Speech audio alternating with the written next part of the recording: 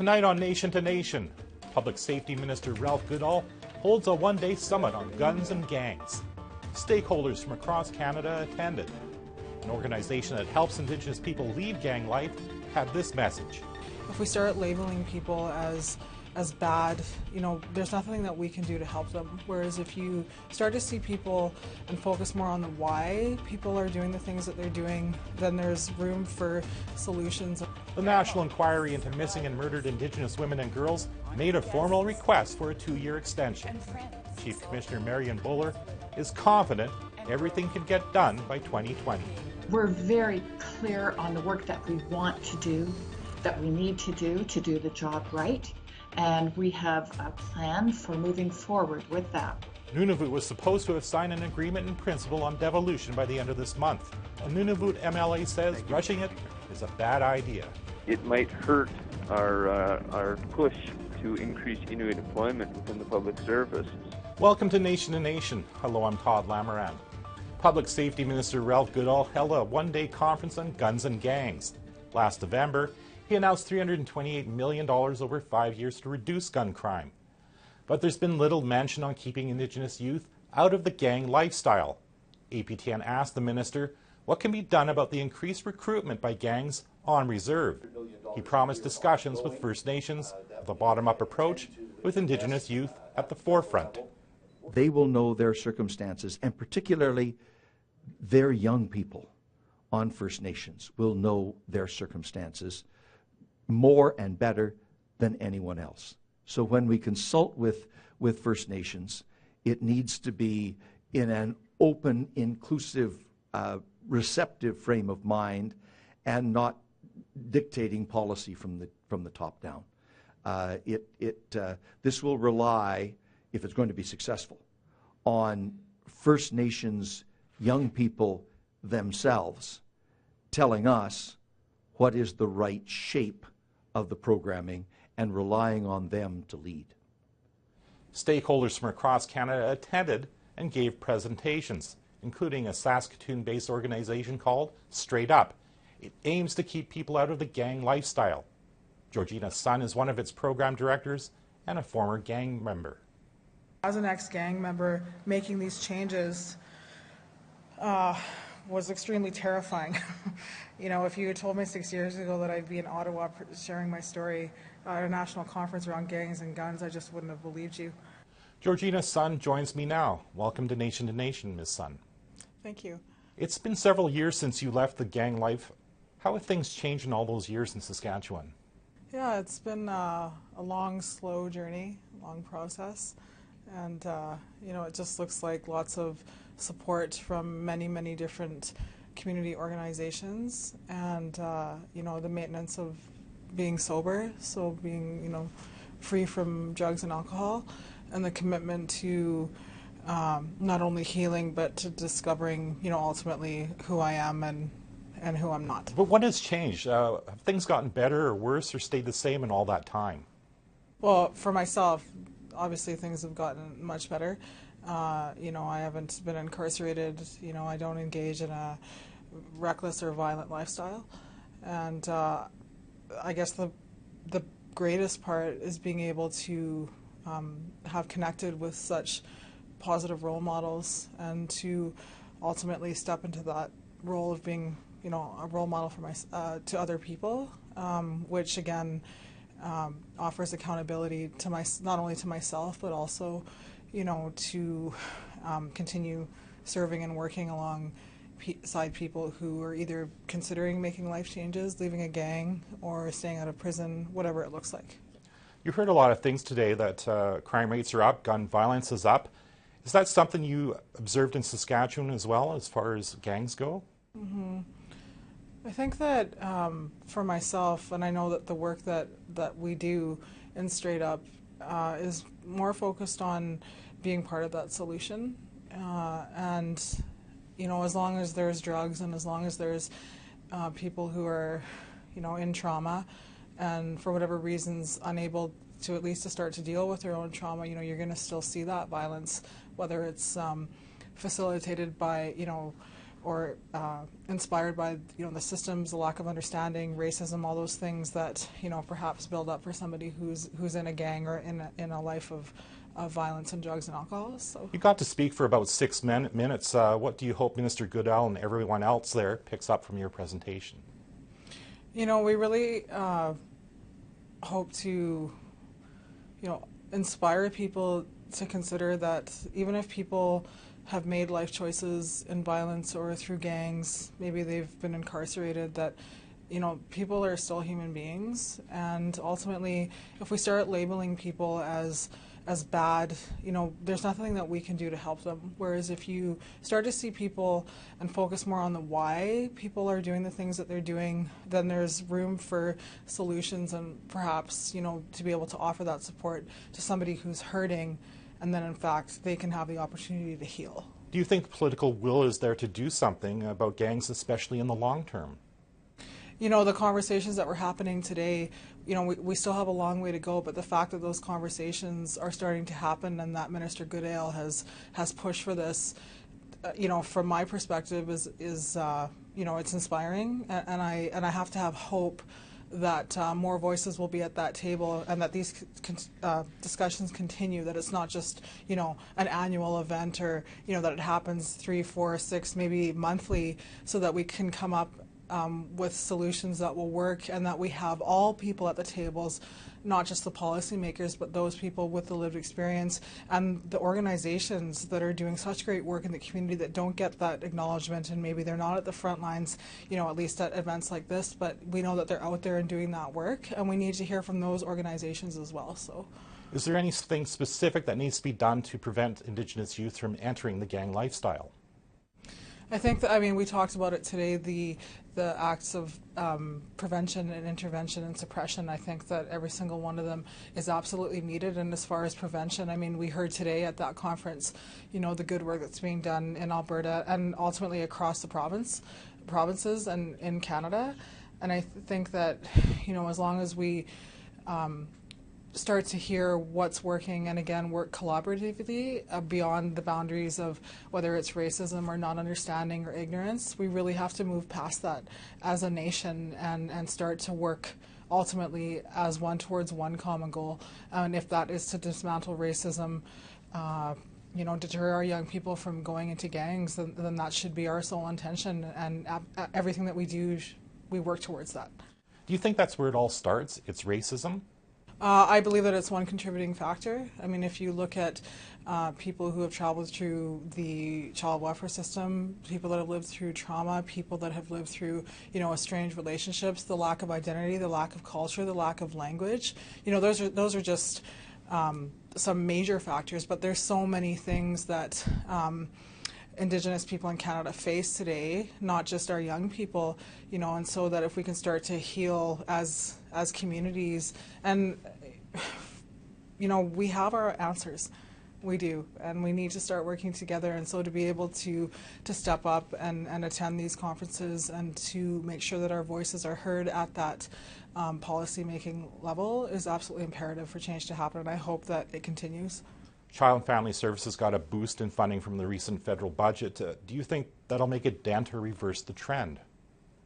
I don't have an answer for that. What I do know works, and it's been proven is working, and it's happened in different regions in Canada, is when you start to heal the family as a unit instead of taking the kids away, and start to focus more on, keeping the family together and healing that culture that's inside the family. There's proven success that is actually more impactful and better for the young people that are coming out of that family, as well as the parents, and ultimately being able to provide that support and those values for the young person who instead of would make a choice to go into a gang or fall off their intended path from the Creator and make those healthy choices. And then ultimately that family and another family, if they're built on that same healing foundation based on culture and values and healthy morals, then you will strive for healthy communities. It's going to be pretty tough, especially if we're not tough on crime. How can we prevent the violence that's going on? I guess, and straight up, when we talk about healing and offering that support to, you know, that one person who's coming in and has ultimately run out of hope, right? You heard the statement from our executive director, Alex Munoz, who talked about how a hopeful child will not engage in a life of crime or become involved in a gang. And so how do we begin to bank on the hope that is in our communities, because we're not a distraught people. We have many, many strengths. We have many, many talented people. We have so many ambassadors of change that are leading the way and standing up and, you know, saying no to things that are happening. And so ultimately, you know, we just have to find a way to facilitate and grow that hope that you know, can be hard to see sometimes, but it's absolutely there. So, on that note of hope, Ms. Sun, I want to thank you for being on Nation to Nation. Thanks so much, Todd. After the break, I'll speak to MMIW Inquiry Chief Commissioner Marion Buller on why it needs more time and money.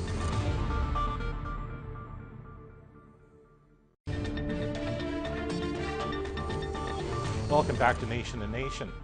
We've known about it for months, but the National Inquiry finally asked Ottawa for more time and money to complete its work. 2 more years and $50 million. The extension request has received mixed support among Indigenous groups and leaders. Some say it's a positive development, others that it's time and money wasted on an often troubled inquiry. Joining me now to talk about it is the inquiry's Chief Commissioner, Marion Buller. Chief Commissioner Buller, welcome to Nation. Thank you. What more can the inquiry do with more time and money? Well, first of all, we'll be able to hear from all of the families and survivors who want to share their stories and their recommendations with us.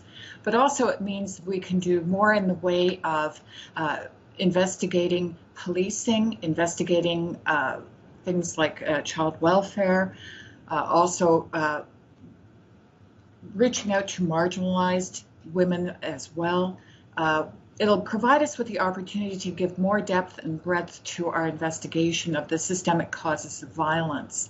Also, it will give us the opportunity to fill in gaps in research, current research that really is important for identifying systemic racism and violence. Now, of course, there was a mixed response to this announcement. NWAC is supporting you with the extension. However, a group called the make sure I pronounce it right, Pakatutut Inuit Women of Canada, say action is needed now, not in 2020. How do you respond to those types of criticisms? I certainly understand how people all across Canada want resolution. They want some type of recommendation. They want closure. We've also heard from people across Canada who have said, if you need 2 more years to do the job right, go for 2 more years, because we're only going to be able to do this once, and we want to make sure that the inquiry, the findings of fact, and the recommendations are the right ones. Now, there are reports that the inquiry is running a deficit. How will that affect your request to the federal government for more time and money? It really doesn't affect our request. They're 2 separate issues from an accounting point of view. We know already that we need more money to finish the work within our existing mandate. And I fully expect that if the government allows us more time, that deficit will be rolled funding. How concerned are you that you have been running a deficit up to this point? I'm always very concerned about how we spend our money and that we're doing it in a responsible way. However, when you start an inquiry like this and plan the costing for it, as the government did before we started, it's really difficult to know exactly how much something like this will cost. So we've been careful in our spending from day one, and we're able to move forward in discussions with government about our deficit. I suppose, what have you been doing to calm the fears of families, survivors, and interest groups that you can get the job done by 2020? We're very clear on the work that we want to do, that we need to do the job right, and we have a plan for moving forward with that work. It's going to be hard. Nobody said it would be easy, but we know that we have to reach out to people across Canada. We know we have to have hearings regarding policing, child welfare, the 60s scoop, the effects of legislation on Indigenous women and girls. We know also we have to learn more about regional differences across Canada. We know the work that we have to get done. Are there any plans at this point to change the leadership structure of the Commission? We've always worked together collectively. The commissioners and I share decision-making equally, and we move forward on that basis so that we're all quite literally on the same page, and we'll continue to do that. What's next if the extension doesn't happen? We'll proceed with our existing work plan if there's no extension, and that's to finish off our community hearings here in Vancouver in April, and then immediately move on to our what we call institutional and expert hearings. We'll hold hearings regarding racism, human rights, and also about policing. So we have a plan in place if the government says no. How satisfied are you at this point that you and the other commissioners and your staff are responding in a timely way to requests from families and survivors? Well, it's difficult to be able to speak out or reach out rather to people all across Canada all at the same time. So we're moving very methodically and very carefully across Canada. Either as commissioners hearing from families and survivors or as statement gatherers who are meeting on a more one-to-one basis with families and survivors across Canada. I guess it's too early to talk about details about this extension, about more community hearings or anything like that. Is that premature at this point? Yes, it is, because we're working to our existing mandate at this time. We don't want to make any assumptions about what the government will do or say. Okay, on that note, Chief Commissioner Buller, I want to thank you again for doing this. Thank you so much for the opportunity to talk about our really important work. Thanks. Nunavut wanted an agreement in principle on devolution by the end of this month. When we come back, an MLA there tells me why more time.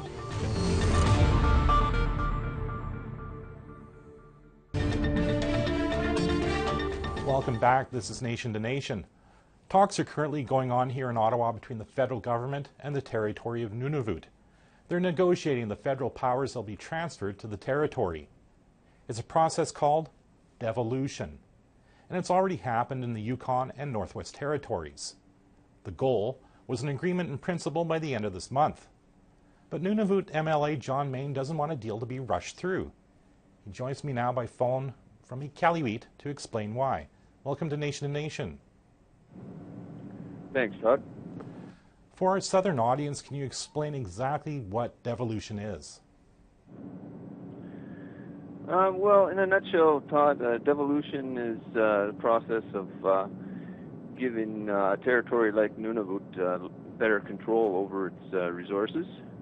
Basically, when it comes to Crown lands, because we're a territory and not a province, there are certain responsibilities that we are not given in terms of managing Crown lands in the territory.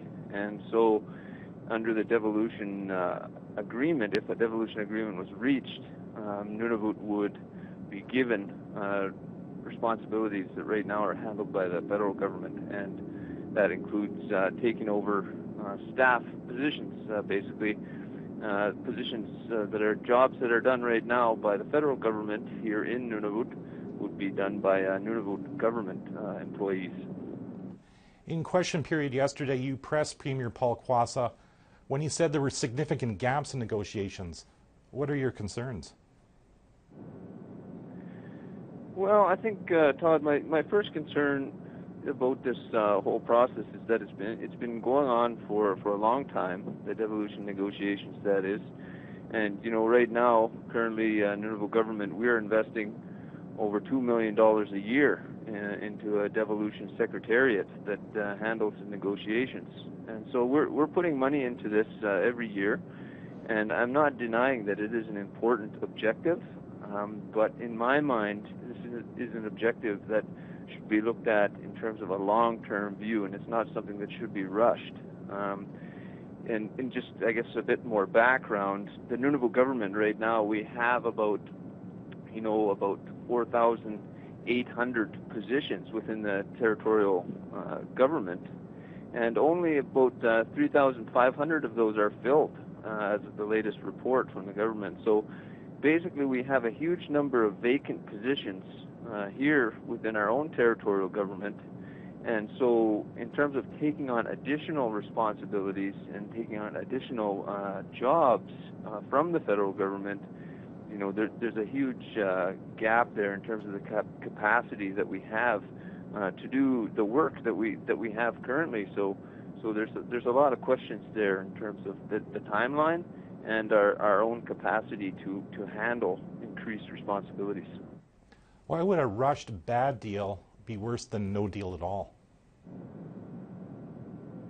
Well, I guess, with no deal at all, we have the freedom to continue negotiating. We can make sure that whatever agreement is signed works for us in terms of work, particularly when getting back to the capacity issue, making sure that we can maximize the number of Inuit and Nunavummiut that are placed into any jobs that are transferred over from the federal government. I feel that, if we were to rush into a devolution agreement and transfer over existing employees from the federal government, then it might hurt our push to increase Inuit employment within the public service. So I don't deny that this is an important initiative, and it's very important for the future of Nunavut, but I would debate the timeline, and I'd like to see it done in a slow, methodical,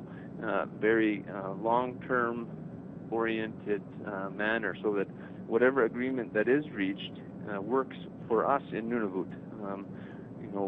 We have to be the masters of our own processes, and we have to justify to the voters out there in Nunavut what we as a government are spending our time and money on. Now, Mr. Main, we're almost out of time, but I did want to ask you this last question. The Premier really didn't answer your question about negotiating at a slower pace. Are there any consequences for missing the end of March deadline for an agreement in principle? Well, that was the government's own timeline, so I don't believe there are any consequences. A revised business plan will probably have a revised target date for agreement in principle. But for more details and more information, you could always direct those questions to the Premier himself, Todd. Okay, well, we might have to just do that. Mr. Main, thank you for doing this. Thanks for the time, Todd. That's our show this week. If you missed any part of it, you can check out the Nation to Nation podcasts. Go to aptnnews.ca/podcasts. I'm Todd Lamoran. Have a great evening.